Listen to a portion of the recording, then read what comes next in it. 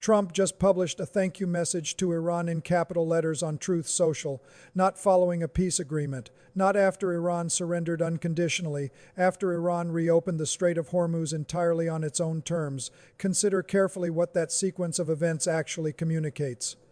The United States spent 48 days conducting sustained bombardment of Iran. It deployed 16 warships, positioned 10,000 troops across the region, enforced a comprehensive naval blockade, and issued direct threats to eliminate Iran's power grid, energy infrastructure, and entire economic foundation. The Secretary of Defense stood before cameras at the Pentagon and delivered a message to Tehran with unmistakable clarity: you cannot control anything. And when the entire operation concluded, the American president typed "thank you" in capital letters on social media. That is not what successful maximum pressure looks like. That is not the outcome that "you cannot control anything" was supposed to produce. Something fundamentally different occurred here, and the mainstream media apparatus is not going to explain to you what that something actually was. If this channel helps you cut through the noise on stories that genuinely matter, subscribe right now. We examine the architecture behind the headlines every week, and this particular story ranks among the most consequential we have ever analyzed. Here is the single number that unlocks everything. Chinese official customs documentation records zero Iranian oil imports since 2022. Not reduced volumes, not a declining trend. Zero. Officially, China has not purchased 1 barrel of Iranian crude across 3 full years, and yet throughout 2025, China recorded 1.3 million barrels per day of crude oil arriving from Malaysia. There is one insurmountable problem embedded in that figure. Malaysia's entire national oil production capacity sits at approximately 600,000 barrels per day. China was officially importing more than double the total volume that Malaysia is physically capable of extracting from the ground. That oil was Iranian. The documentation said Malaysian. That single discrepancy between what official records state and what physically moved through those supply chains is the complete explanation for why Iran survived 48 days of the most intensive American military campaign conducted in the Middle East in decades. It is the reason Iran retained the ability to determine when the Strait of Hormuz reopened. Not Washington, not the U.S. Navy, not the diplomatic pressure of allied governments. Iran made that choice. So how does this happen?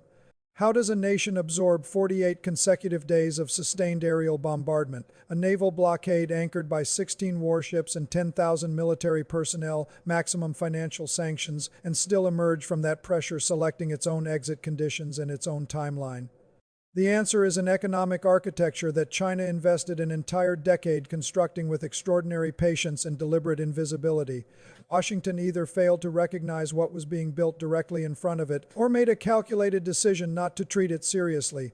Either conclusion is damaging, and the results of that failure in perception or prioritization are now fully visible to every government and strategic planning institution on the planet. The architecture China constructed rests on 3 foundational components. Understanding each one separately is essential to understanding why American pressure failed to deliver its intended outcome. The first component is the oil payment system. American sanctions function by severing targeted countries from SWIFT, the global interbank network that processes international payments denominated in dollars. No SWIFT access means no dollar receipts, no capacity to pay for imported goods, no ability to fund military operations, no functional participation in the modern global economy. That is the precise design. That is the mechanism through which America converts financial access into political compliance. China dismantled that design by engineering a pathway around it. Over years of quiet construction, China established a system for purchasing Iranian oil in Chinese yuan, routed through second-tier Chinese banking institutions carrying zero exposure to American financial enforcement. These institutions operate entirely outside the dollar architecture. They hold no assets that American authorities can freeze. They maintain no correspondent banking relationships that American pressure can threaten or terminate. The yuan flows directly from Chinese refinery accounts into Iranian holdings through channels that SWIFT disconnections simply cannot reach or interrupt. America constructed a wall of extraordinary height and sophistication. China built a doorway through that wall and delivered the key directly to Tehran. The second component is the shadow fleet. Chinese-linked tankers operating within what analysts have designated the dark fleet physically deactivate their AIS transponders, the satellite tracking instruments that allow monitoring services to determine vessel location and movement. These ships navigate without a visible signature. They rendezvous with other tankers in open international waters, well beyond the reach of any port authority. Iranian crude transfers from vessel to vessel at sea. The receiving ships carry clean registration flags and clean ownership documentation. Those vessels then arrive at Chinese port facilities with paperwork containing no traceable connection to Iranian origin. This is the precise mechanism that generated the 1.3 million Malaysian barrels figure. Iranian oil loaded onto Iranian-connected vessels, transferred at sea onto ships registered under Malawian, Panamanian, or comparable flags, then entered into Chinese customs records as Malaysian, Iraqi, or Omani crude, the physical commodity. Moved without interruption, the documentary trail pointed to entirely different geographies. America constructed financial barriers around Iranian oil revenues. China constructed invisible logistics infrastructure that moved the oil directly through those barriers without triggering a single enforcement mechanism. The third component is the Strategic Petroleum Reserve. Before this conflict commenced, China had already accumulated approximately 1.2 billion barrels of crude oil held in strategic storage facilities built systematically over 2 years by purchasing Iranian and Russian sanctioned crude at substantially discounted market prices. When the Strait of Hormuz closed and global oil prices surged beyond $120 per barrel, China experienced no operational crisis. Its refineries maintained continuous output, its manufacturing base kept producing, its domestic market remained stable and functional. Meanwhile, the International Energy Agency issued public warnings that European jet fuel reserves had shrunk to approximately 6 weeks of remaining supply. China held for months of coverage sitting in storage. The energy shock that American strategic planners calculated would generate unbearable pressure on Iran by destabilizing global markets, unsettling regional supporters, and compelling rapid negotiated capitulation landed with devastating effect everywhere except the single country America needed it to reach. China had already neutralized that weapon before the first military operation commenced. Now here is what mainstream analysis consistently misframes about China's precise role in this outcome. China is not Iran's military partner. China did not discharge a single weapon during this conflict. When a Chinese-owned tanker attempted passage through the strait operating under a Malawian flag with a falsified transponder signal, it reversed course following American warnings. China maintained a careful and deliberate position below the threshold of direct military confrontation with the United States throughout every phase of this episode. What China actually represents and what it has represented for years is Iran's economic guarantor, the nation that continued purchasing the oil America was attempting to embargo, the nation that vetoed the UN Security Council resolution that would have authorized international enforcement mechanisms to reopen the strait through collective military pressure, the nation whose foreign minister placed a direct call to his Iranian counterpart immediately before the strait reopened and communicated that Beijing stood prepared to support a viable diplomatic pathway forward. That telephone call carries enormous strategic weight. It provided Iran with precisely the framing it required to present the strait reopening not as a forced military capitulation but as a deliberate diplomatic gesture connected to the Lebanon ceasefire agreement. Iran did not announce defeat. Iran announced a goodwill measure taken. In recognition of regional de-escalation, then America responded with capital-letter gratitude. That distinction between forced surrender and sovereign strategic gesture was manufactured entirely by Chinese economic support, providing sufficient stability for Iran to negotiate from agency rather than desperation. There is a historical episode that places this entire situation in sharp and clarifying focus. In 1956, Britain and France launched a coordinated military operation to reclaim control of the Suez Canal following Egypt's nationalization of that waterway under President Nasser. The operation was proceeding successfully by every conventional military measurement. Allied forces were advancing. Battlefield objectives were being achieved, and then the United States delivered an ultimatum to London not through military confrontation, but through a single precise economic threat. Washington made unmistakably clear it would withhold support for the British pound. If Britain did not immediately withdraw its forces, Britain's currency reserves were nearly exhausted. Confronting financial collapse rather than battlefield defeat, Britain stood down.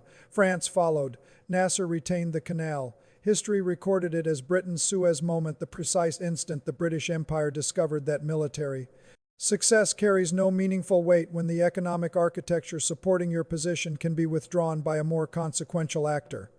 What just unfolded at the Strait of Hormuz is America's equivalent of that moment, not because America suffered battlefield defeat, but because America's complete maximum pressure toolkit, the sanctions architecture, the naval blockade, the financial warfare instruments, the sustained military campaign collided directly with a counter.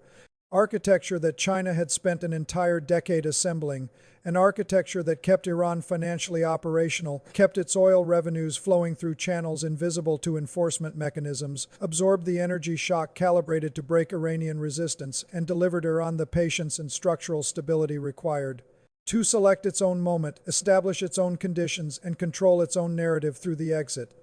America deployed maximum force, China had already constructed maximum resilience, and the distance between what America mobilized and what America ultimately achieved is now fully legible to every foreign ministry, every strategic planning office, and every government conducting its own assessment of future vulnerability to American economic pressure tools. Which surfaces the question that mainstream commentary is conspicuously avoiding. If Chinese economic architecture is what provided Iran the capacity to exit this conflict on sovereign terms, what does that conclusion mean for every future American attempt to deploy sanctions and blockades against any nation maintaining a deep structural relationship with Beijing? Examine the pattern across 3 decades of American economic pressure campaigns. North Korea has sustained itself against American sanctions for 30 consecutive years. Venezuela has survived comparable pressure for years.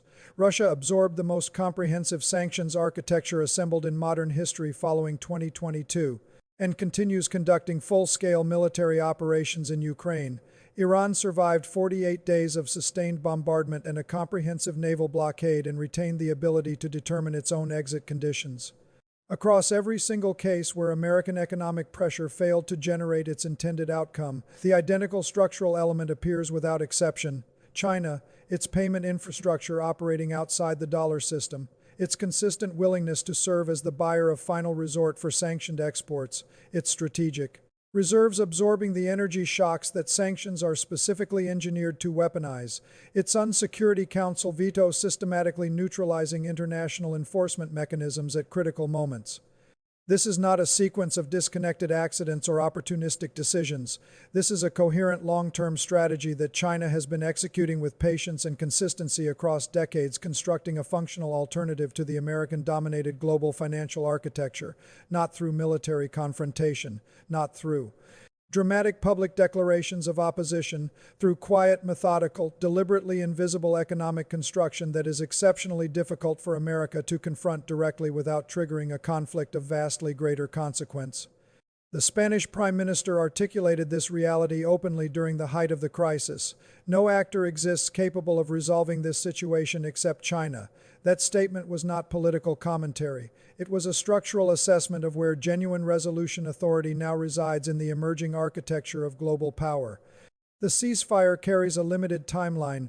Iran retains its enriched uranium stockpile. The nuclear question remains entirely unresolved. The American blockade on Iranian port access remains operational. The final agreement does not yet exist, but Iran currently occupies a negotiating position of remarkable strength for a country that just absorbed everything the world's preeminent military power could deploy against it.